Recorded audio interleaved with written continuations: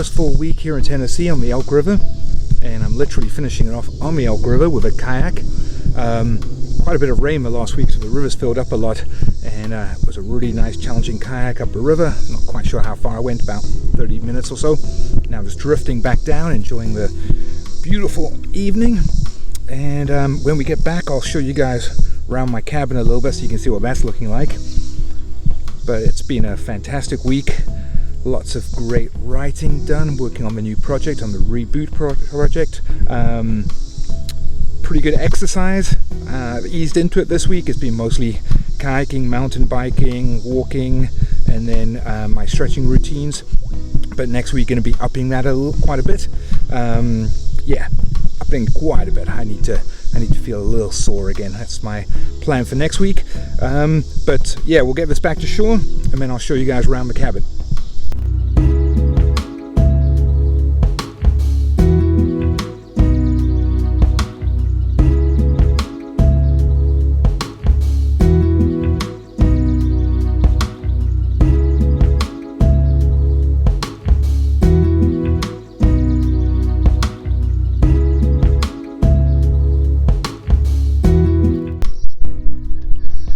Okay, kayak is stashed.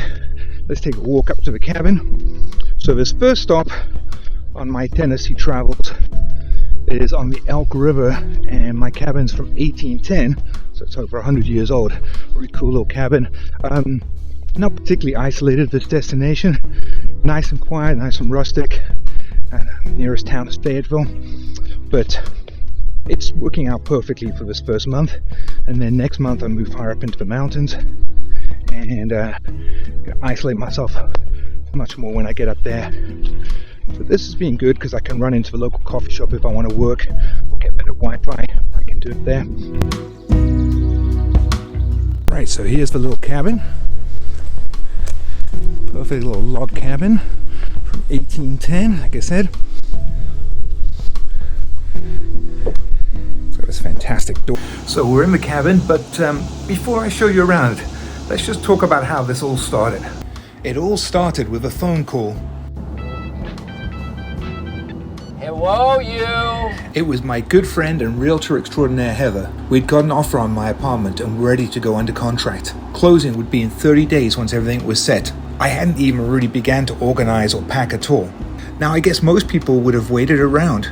They'd have spent the next month packing and organizing, and perhaps starting to write while in Jack's Beach. I mean, it is beautiful here. But my business is sold, and I knew it was in really good hands. I felt like I was wasting valuable time staying in Jack's, and I had a burning desire to hit the road and get to my first little log cabin in Tennessee. So I set myself the crazy 2-day goal of organizing, packing, storing, selling, or giving away pretty much everything I owned. A few key things would be coming with me to Tennessee, and a few important items, mostly things to do with memory, would be going into storage. But I wanted no furniture or anything that didn't feel absolutely essential in my life. With the help of Big Brandon, we'd got my 40-year-old Motor Guzzi Le Mans cleaned up and looking absolutely amazing and ready for sale a few weeks earlier. And I'd already presented my 1930s Japanese officer's samurai sword to Mike when we announced that he was taking over Jack's Muay Thai. Now I invited over my friends and students to see what of my Muay Thai gear, books, and other things they might want. Chester, of course, went straight for the swords and knives and some key martial arts books and Muay Thai shorts. It was really important to me that I give away all of my weapons, my swords and any knives, and I'll go into that in more detail in a future video when I discuss the reasons that I knew I had to step away from the martial arts world finally. I know some people are still shocked and surprised at this path that I'm taking in life, but sorting through my memory box, I came across birthday card after birthday card from my parents telling me to pursue my own dreams, pursue my own goals in life. Heck, my one and only tattoo says pursue your own goal in ancient Chinese calligraphy. I'd got it after my first black belt at age 21. Alright, last trip to the storage container now, taking the last box. Don't have much stuff that I'm putting in storage. Most of it I've either sold or given away. And then it is packing the car and heading off to the mountains. So all my worldly possessions that aren't coming to the mountains fit onto one wheelie cart, so that's great. Man, it feels good to be simplifying life. So I got the smallest storage unit, still way too big. I really did simplify things. All right, so leaving the condo for the last time. Love this place, it's been fantastic here in Jack's Beach, but time to head to the mountains. So got rid of pretty much everything I own to allow space into my life in order to create. We have to contract in order to expand. Off we go.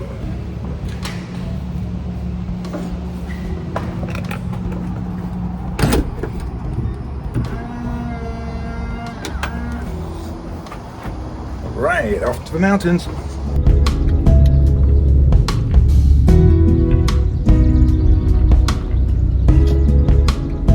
Goodbye to Jacksonville Beach for a while.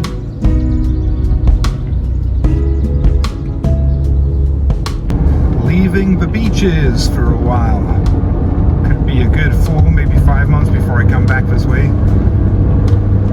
This is one of my favorite runs most days.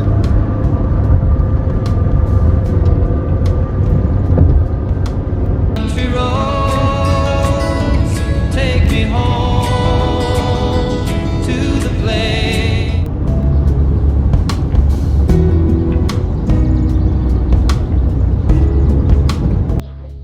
All right, 5 a.m. Just waking up. Ended up, the mountain roads were a bit tough at 1 a.m. I was really struggling, so pulled into this truck stop and got 4 hours sleep. It was actually pretty comfortable.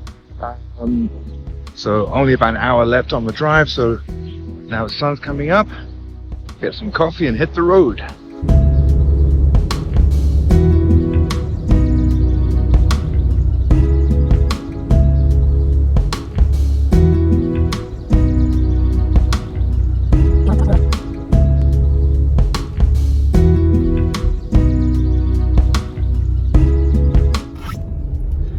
Home for the next few months, perhaps. After driving through much of the night and then sleeping in the car, I finally made it to the cabin. I decided to give myself a day of rest and recuperation, and that the next morning I'd start off by doing the evaluation. The Flexibility 5, I call it. I've been a bit nervous to do this as my flexibility sucks right now and I feel pretty sluggish and heavy. But it's better to know where I'm starting from. As I always teach, the first step to change is awareness.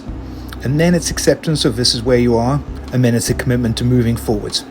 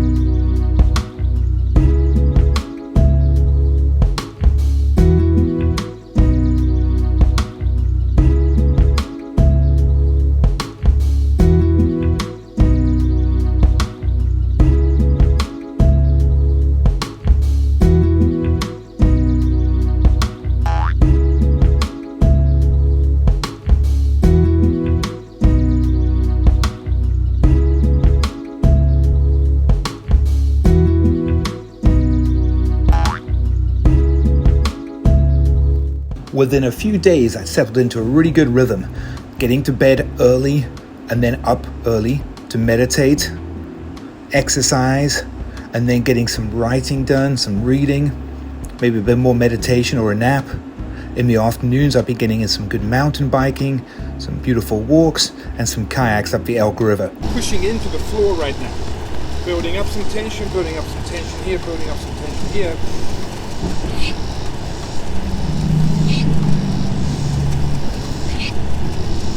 So we're here in my little 100-year-old log cabin, or 113 years old, and it's worked out perfectly for this first stop. First few days took some getting my head around it. I was downsizing from a nice 3-bedroom, 1,400 square foot space near the beach to this space, which, man, I have no idea how big it is, but it's pretty small. Let's show you around. So the main thing to begin with was I'm here to to write, meditate, exercise, but a large part of the plan is to write, and there was no writing space. So we got a desk. I ran down to the local Walmart, got a desk, got a lamp, because that was the other thing, there's no windows. But it's so nice and cool here in Tennessee, even in summertime. I find I can have a door open most of the time. And by cool, I mean mid-80s, but not much humidity and cool compared to Florida. Thanks for watching, and let's live our true potential.